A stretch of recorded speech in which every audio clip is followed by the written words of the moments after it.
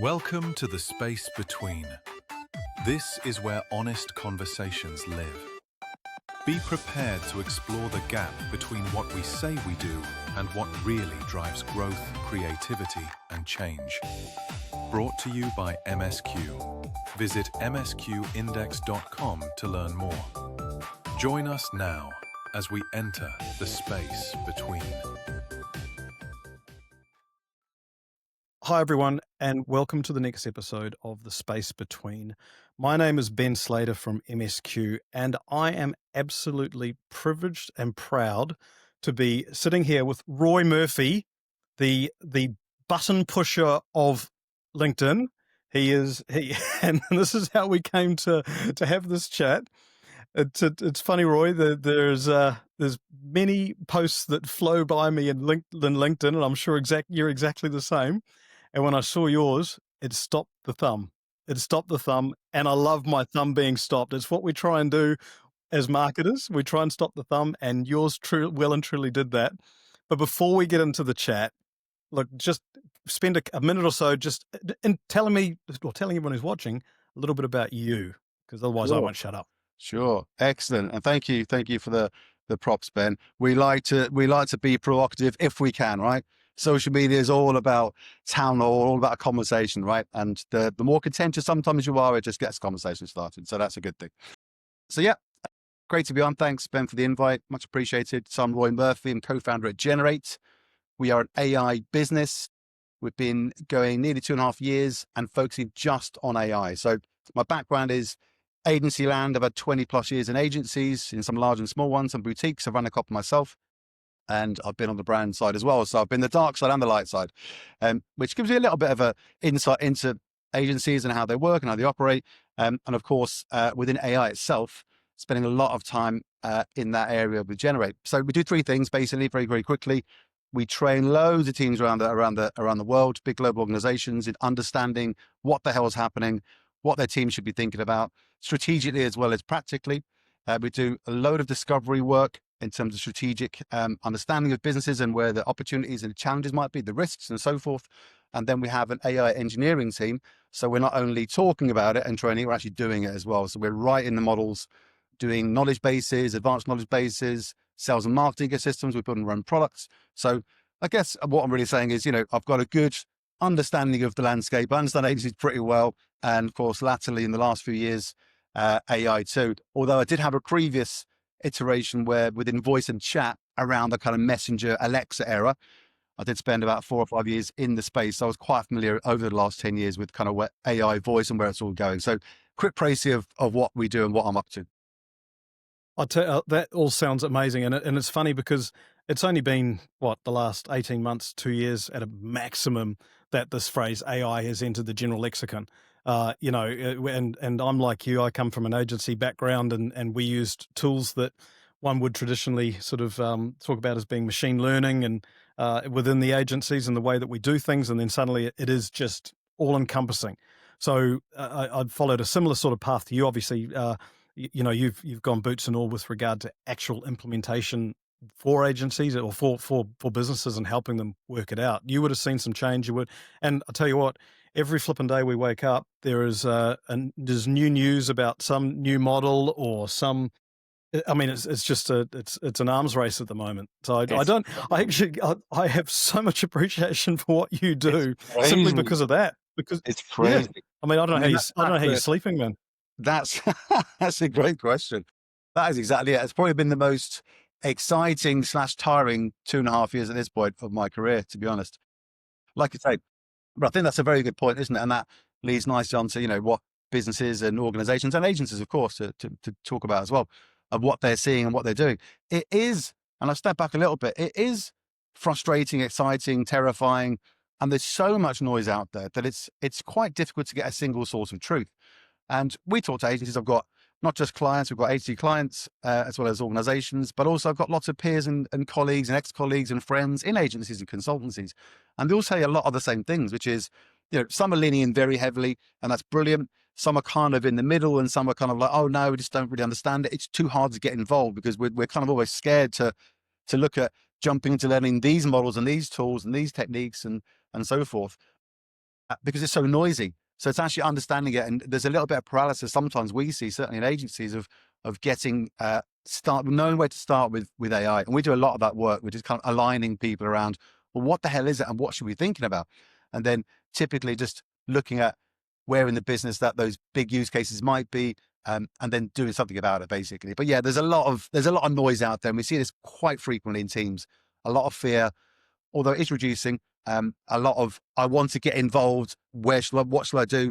And a lot of, dare I say, not in a good way necessarily, a lot of dead end kind of pilot projects as well, which are people doing stuff because they want to do things, but it hasn't got connection to a business case, so therefore it ends up being okay for a month and then gets excited and never used and not being habitual as part of the business. So lots of interesting stuff to unpick.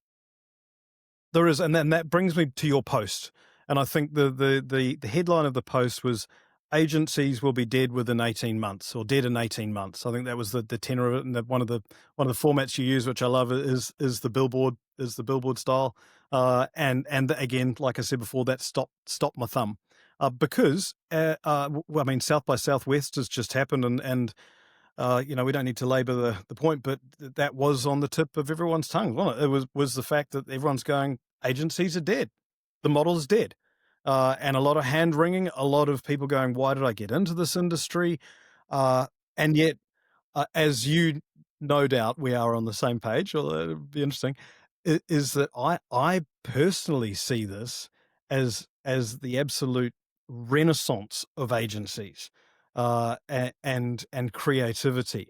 I think that what's happening now is the best thing in a generation to happen to agency life, to marketing, to messaging, to consumer communication. It is fundamentally great, but to your point, some people aren't going to make it.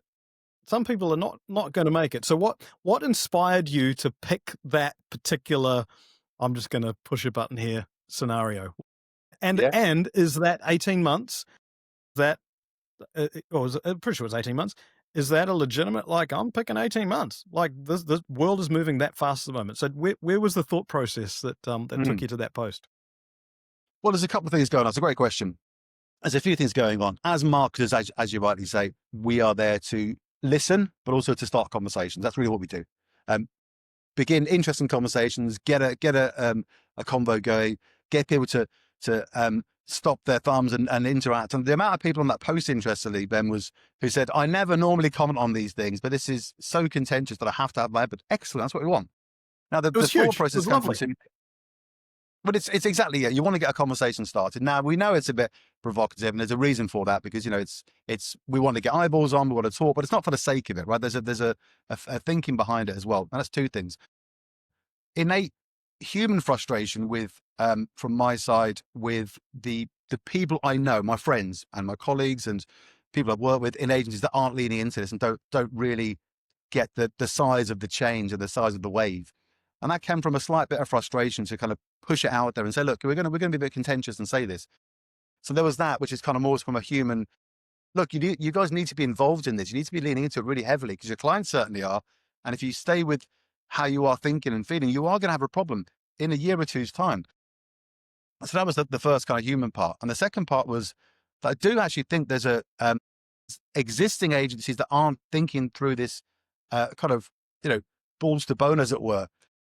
It's a structural change, not like a cycle dip, because AI in its current form is only a couple of years old, and who knows where it's going, where AGI is. But even if it doesn't improve in the next year, 2, 5 years, we've still got an amazing amount of tools and processes and analytics to go through. So I think the agencies who aren't leaning into it are facing something of a structural collapse, because it's not going to stay how it is. We've seen it ourselves. We'll work with a lot of different, in partnership with a lot of different membership organizations and different types of orgs. In-housing for businesses is a thing. I know we've gone through different cycles in the agency world where, specialist agencies are very popular, and then in-housing is, and it's back and forward. But, brands are bringing stuff in-house because they can learn it themselves now. They're almost, because it's so easy to understand initially, but difficult to kind of do with complexity, that people are leaning into it. We know for a fact that large organizations are talking to their agencies about, well, look at your fee model. Why are we being charged for this? We can see that or we can do it ourselves to a certain point, and they're doing the tools as well. So there's almost a budgetary issue and a structural budgetary change as well, including where we are in the economic cycle and the political cycle. The world's not getting quieter, is it? I mean, you could argue it's pretty volatile across the board. So if you put all those things in play, like a massive technological change, a really, really big one that we've come across, once every 30, 40 years, and AI is definitely one of those. The structural change of agencies, what clients, how that relationship is changing, things being brought in house, and also the platforms. And finally, saying the platforms that we all work on every day, the Facebooks and TikToks and YouTubes and everything else, all exploding with their AI capability and being able to bring that stuff in. So also moving the middleman out of the way as an agency. All these things are happening. So doesn't mean to say, and again, from the provocative side, agencies are dead. I do actually believe that we've got too many agencies, but the UK itself has something like 35,000 plus agencies. That's a lot of agencies. It's I a heard that lot. stat Right? the other day. It's huge. It's a huge amount. Because you know what? It's always had a low barrier to entry. I've done some freelancing. I'm an agency, brilliant, and that's a perfect. I did the same thing. So it's not that it's a good route, but the met agencies, the mid agencies, the middleman agencies, absolutely are toast. 18 months is probably being generous, to be perfectly honest, because I'm a client, I'm a person working for an organization. I'm looking at the news, I'm looking at the tools, I'm playing with VO, or I'm playing with Sora 2, VO 3.1 just come out, brilliant. I'm looking at Nano Banana, just on the creative side. Apart from all the other things that can happen with in Claude and Gemini and GPT and the different models, you've got to look at that and say, right, something's going on here. And it's absolutely crazy not to be leaning into that as an agency who ultimately your only job really is to be a trusted advisor in your expertise, in your area of expertise. So if you're an SEO agency or a PR agency or an experiential agency or whatever it might be, if you're not really enveloping your whole team and the whole business ethos and probably your business model in AI, you've got a real problem. And that's where it really came from. Yeah, and you're absolutely bang on. And I think that over time, it will play out. It will play out. And we start off the conversation with regard to the tools. And one of the things that I'm seeing is that clients are, or internal teams are going, yeah, it's good enough. If I was employing an agency and paying them the big bucks or medium bucks or even low bucks to produce something, then there's an expectation of excellence, like you say, and they will push the agency to deliver. Whereas if they're bringing those tools in house and they are fully aware of the time that they've spent on it, what would be considered a mediocre output for them from their agency is like, that's good enough, roll that out, because it's they've done the work. So I'm seeing the same thing with briefs at the moment. The briefs that are coming into, through who I'm talking to, the briefs that are coming into agencies are more often than not just mediocre briefs because they've been put together in the chat GPTs or the Claudes of this world, farmed out to the agencies without really paying too much attention to them. So there's an innate laziness that's starting to creep in on both sides. Yeah, which is scary. But I come back to the fact, and you just said it before, being that trusted advisor. This is an opportunity for the people within agency life to actually put their hands up and go, look, we've been doing this for 30 years. Yes, there absolutely is some new tools. There's some new ways of doing them. There's some streamlines. There's new ways of approaching creative, and all the rest. But we do what we do because we love what we do when we're the best at it. And here's how here's how your brief could be written better. I saw there was talking about, was it Sora the other day? I saw a post and it was Lego. No, sorry, not Lego. It was Mattel, the Hot Wheels. Mm-hmm. So they used Sora, and you probably saw it, to actually to produce a video and iterate from sketch and from diagram to an actual video of the way a Hot Wheels car would work through a particular sequence. Like, it wasn't too long ago that we were going, 3D printing, it's amazing. You can rapid prototype with 3D printing, and you can take this, you don't need to be too good at CAD, you can just do it and then print it, and then you can test it, you put some cars on, all the rest. These guys are like, okay, here's how the car should go. we wait 3 minutes for Sora to do it. Oh, cool, that looks good. We'll tweak that a little bit, put it in production. Like, we're talking Yeah. minutes worth of work. Yeah. It's Exactly. fantastic. Like, that's It great, is. but it's opportunity. Yeah, absolutely right. And that's, I see, and this is the slightly frustrating thing I don't see happening, which is, you know, the high level is the democratization of, just on the creative side. I know there's more than that, but just in terms of those things we're talking about. Yes. So there's the democratization of that, which is flattening out experience. And part of the post was, you know, junior people can do things that senior people used to be able to do. And that was very contentious, because with the organizations we go into, agencies and brands, we'll often find that the arm crossing and the no is often the creative team. Now, this is not across the board, but you'll find it because it's so, AI is useful in lots of different areas, but it's very contentious when it's visual. Oh, I wouldn't do that because it doesn't look like Taylor Swift. I wouldn't, that my brand, doesn't it? But if you're leaning into it, like, you know, you'll see obvious brands like Liquid Death, or maybe, you know, the ones you mentioned. There's loads of brands doing stuff around it. But there's also what you used to call things like fan culture and fan fiction, you know, where people are doing ads which are brilliant for that and getting involved. Now, as an agency, why the bloody hell aren't you doing that? And you know what? One other thing I say, but I'll come back to it in a sec, is that it's okay to say, I don't know. I think there's a slight fear of, I have to come up with everything. But going back as a trusted advisor to your client and co-developing and co-creating, rather than saying, we know everything, we're going to keep to the old model and we're going to charge you in the same way for time and hours, when actually it's outcomes that they should be charging for, right? In co-creation. There's a huge, like you said at the beginning, it's a huge opportunity for businesses that do that, because what better than going to your clients or on a regular basis? Like, forget about that old account management side. This is across the teams now. This is the ability for anyone really with half a brain and some decent AI training to say, these are the tools. Here's the business I work with. Let's not put anything obviously confidential into any of the models, but this is the area I'm researching. Here's the deep research. This is where the trends are. Here are the brands that have done stuff in AI for the last 6 months or a year. I've got some brilliant ideas now. I'm going to use the tools to come up with some better ideas for my clients. I'm going to bring them to them every 2 weeks, not every 3 months or 6 months like they used to. That is what people should be doing. They're not doing that. And I see that's a frustration, because there's such opportunity in doing that, because it's flattened out the ability, you know, with the tools also to flip it across to development, the vibe coding, if you want, if you like, which is, you know, is another thing in itself, Cursor and Claude Code and Codex and all the different tool, Replit and all the different tools that we can use now, that we use as well to speed it up. Now, it doesn't solve everything. And that's the key point about AI. And it shouldn't, by the way. You have to have human oversight in everything. That's never going to go away in my mind. But there's just 2 examples of areas that businesses, agencies should be absolutely leaning into to understand for themselves how they can reformat or rethink their own business model and their own fee structures and their own services and add to them. And then to be bringing better ideas faster, more regularly, with higher quality to their clients, therefore becoming more of a trusted advisor, rather than going, clients go, oh, you know, the question is, why are you charging what you charged for the old service when we think we can do that better, right?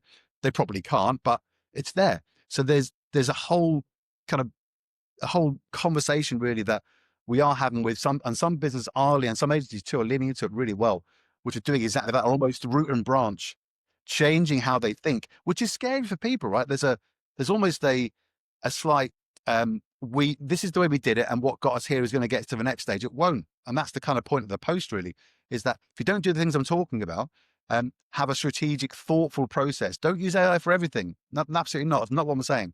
But in the ways I'm talking about, with a thoughtful, strategic thought, with a plan of action over the next, you know, crawl, walk, run, talking to your clients. If you don't know, tell them we're in it together. Brilliant. There's a fear of that, I think. If agencies are doing that, they're absolutely valuable. And then of course you've got the sector specializations and so forth. So if you marry those together, agency land is in a very healthy spot. My point is, if you don't do that, the ones who won't, those 35,000 in the UK and, you know, a couple 100,000 around the world, whatever, that's going to absolutely be decimated in the next 18 months. And that's my point. Oh, I absolutely agree. And there's one word you said there earlier on, and you came back to it, and you said collaborative. It's a collaborative effort between agency and client, in this particular instance. And I can remember back in my agency days, the most fun I had was working with the client to define a brief, because we just learned we had to do that. And then the backwards and forwards. We learned very quickly that we didn't necessarily just keep all our keep everything to ourselves and then go, here's the big idea. It Yeah. was the fun clients were the ones that you said, hey, I'm just popping down because we work with some FMCGs. I'm just popping down the shops. Do you mind coming with me so that we can walk around and actually talk about things as opposed to, just doing your own research and developing that collaborative approach. And the fact that these tools give you that ability to be able to iterate very, very quickly. And there might be a spark of an idea somewhere and they get shut down or pinged up or whatever. That's where the excitement is. I mean, if we look why people got into either being a marketer or working for a brand or working with an agency life, they did it because they have passion for the industry. It's one of those very rare industries where, I've said this before, where you can walk down the street and be absolutely inspired in numerous different ways, as opposed to, some other industries where you have to be in a particular situation. You'd be standing in a queue. I've said this before. You're standing in a queue and look and go, okay, well that works for me. I can bring that into life.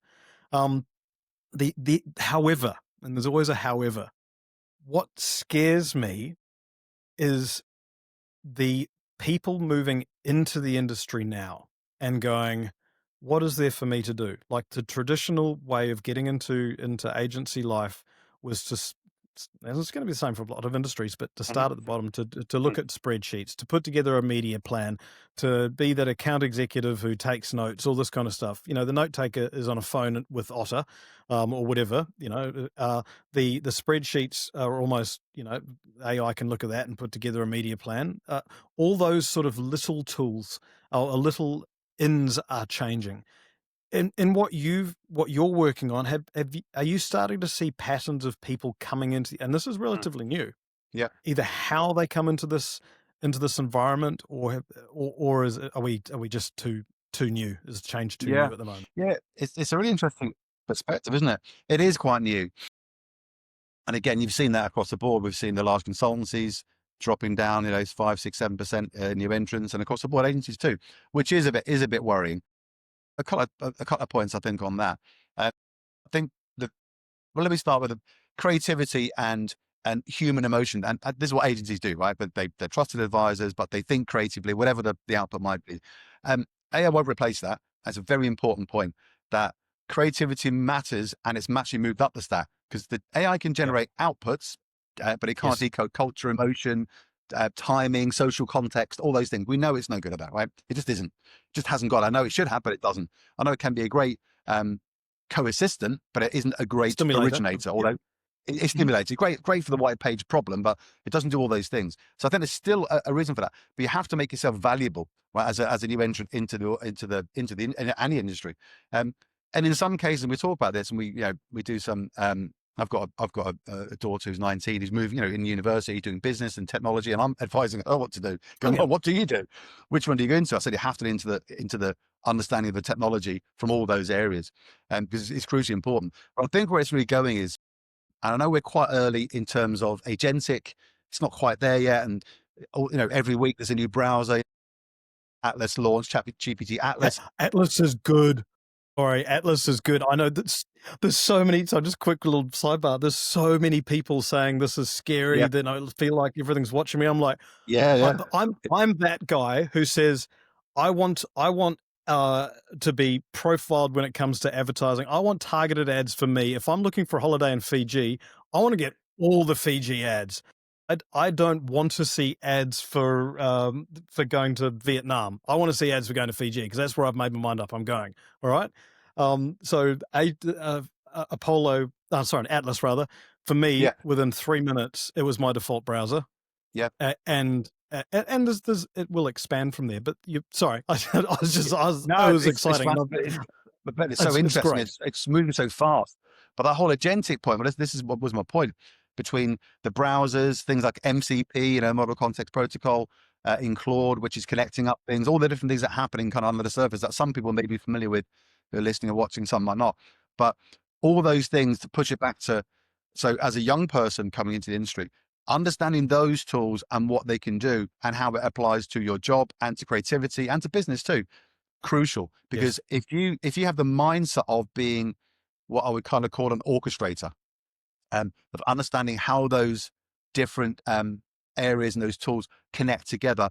Almost in what we do is, we do that at scale and run an intelligence layer above that. So we're connecting up systems like SAP and Dynamics and Slack and Teams and whatever else in CRMs and businesses. And we're doing that because they have them individually, but we do a lot of work with LLMs and the APIs and so forth. And we do that. We set up an intelligence layer for businesses, kind of what we do from the implementation side into knowledge bases and marketing and so forth.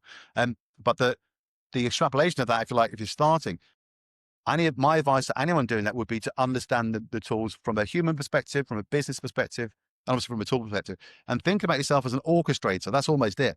And doing that will get, in any industry right now, that is gold dust, because to move the conversation slightly to the side, we do a load of alignment work with organizations on where the fears and the excitement and the challenges are.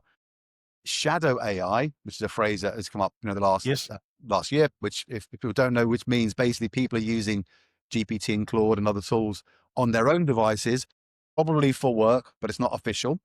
That's massive too. So when you look at all these things happening, it's happening across the board. And some of the things that we've done recently, it's at 100%. This is quite large organizations where we're polling quite a few people and surveying them, but it's almost at 100% because it's anonymized and people are telling us this.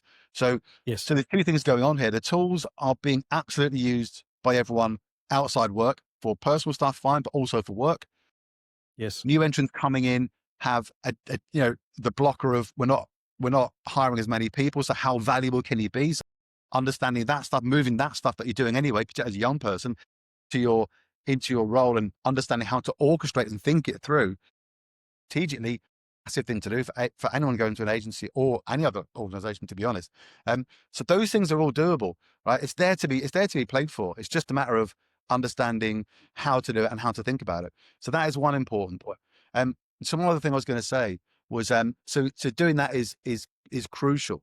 But the other slightly worrying thing, of course, is that, well, where does that leave the middle? Because you've got, senior people who sort of leaning into it, they're probably at a bit of risk. You've got the muddy middle who are sort of leaning into GPT and other tools and AI and sort of not also at risk. But you have got high performers who are less at risk. But you've got a kind of interesting point where, people moving in at this junior level maybe don't have anyone in the middle to be their mentor. And that's also a problem in terms of the hollowing out of the middle. So we're in an interesting space, but in my mind, Ben, I got to say, when there's flux and there's change, as agency type people and consultative people, it's a big opportunity, because in what you might call in chaos, there's opportunity. So if you can sort of simplify and codify what's happening, and by picking the right things to look at and not trying to go too crazy on every single tool or whatever it is, or every piece of business, blog or output you might see, pick the right channels and the right people to follow and so on. Do what I just said. Absolutely. You'll be way ahead of the game, because most people aren't doing that. They're not connecting the dots yet. They're still in, I'm over here looking at GPT as a kind of as a text it's over here response as a single entity, and actually what's happening under the surface, which is hard to get to grips with, but actually is happening more and more, is that connection of tools, the orchestration, how it's all been put together and how it's been synthesized. And that is important for people as well as agencies, I think. Oh, look, I'm going to sound like an old person here, but there is a phrase that's banding about at the moment, is the grey hairs. It's the people who have lived through this, okay? And your point about that the middle, that's it's a scary place to be. I'll say us grey hairs and stroke my beard there. We're probably less inclined to mince our words now than probably a little bit ago. So I think there's an opportunity at both sides of the spectrum, both as the ones who can state their mind nice and clearly, and otherwise. But look, I'm excited. I think I would love to be going back 20 years and being, running the agency that I ran back then now, because I can tell you now, it would be so much fun in the office. There would be I mean, we had fun back then regardless, but now being in an agency, or not even being an agent, just being in a position of being able to do different things within your brand, within your company, to be able to celebrate wins so quickly, to not go, okay, we're going to roll out a project and we've got a 3-year implementation plan. It's like, oh, we'll have that done in a month. you know, and we'll do it on a smaller scale to try it out and we'll see how we go. But we can do that now. And then to see tangible outcomes within your business and then scale them more rapidly than has ever been possible before is just mind-blowingly exciting. Yeah, So it is yeah, super exciting, isn't it? I don't, like I said it is. at the top, I don't think I absolutely haven't ever been career-wise, and that's from working in agencies, running my own businesses, and all sorts of things in Mhm. between. I've never been as excited about technology, and that's been nearly 25 years actually in looking at the internet in the very early stages, all the way through to where we are now. I've never been as excited. I'm a techno optimist by nature.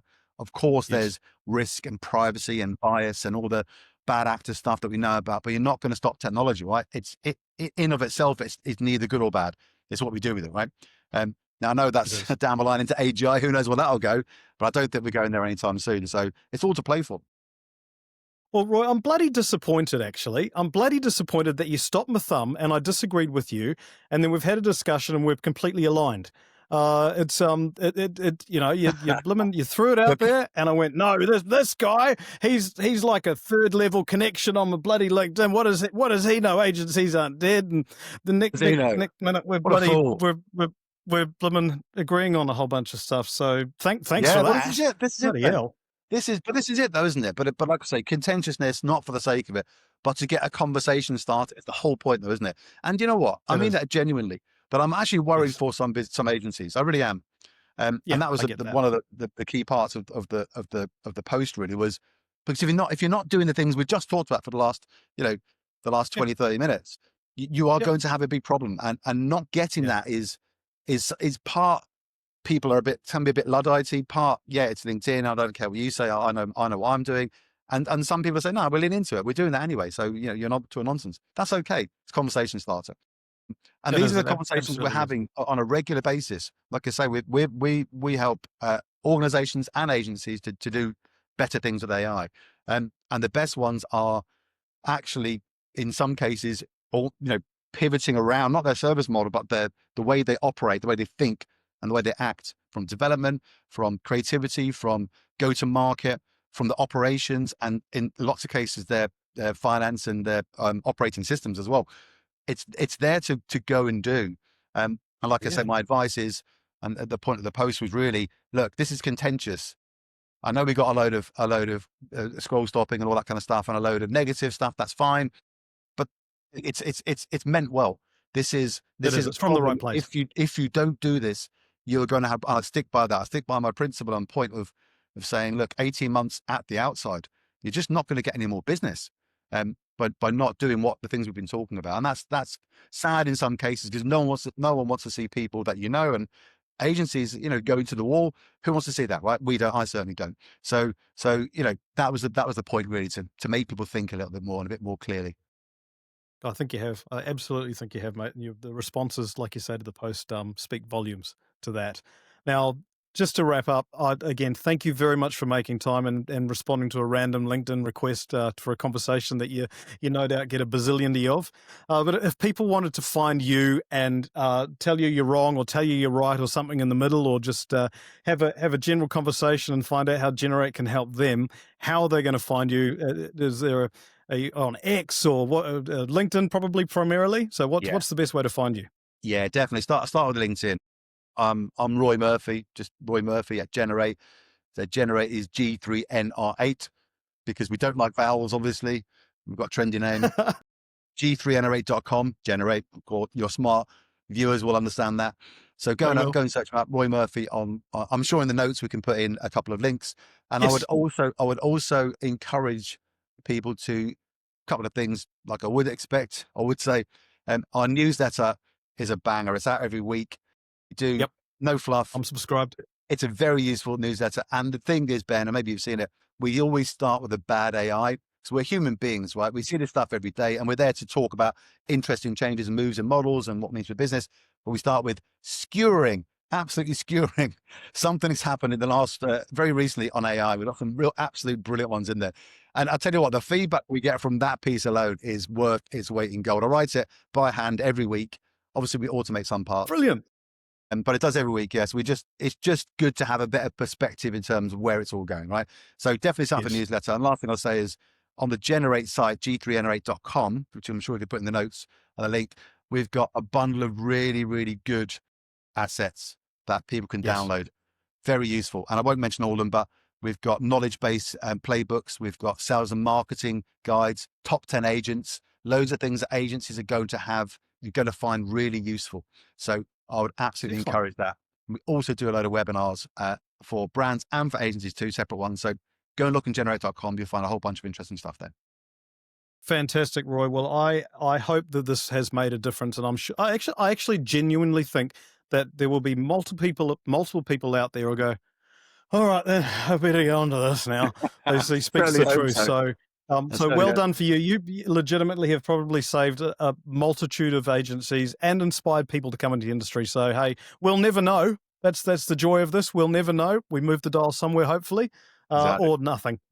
You never know. Who knows? Thank you, Keep on Roy, going. and I look forward to having my thumb stopped again in the old LinkedIn scrolling thingamabob sooner or later. Well done, mate. Great stuff. Really appreciate it. Thanks for having me on, Ben. Thank you for listening to The Space Between, where honest conversations just came to life. Brought to you by MSQ. Visit msqindex.com to learn more. Now, go forth and enter your own space between.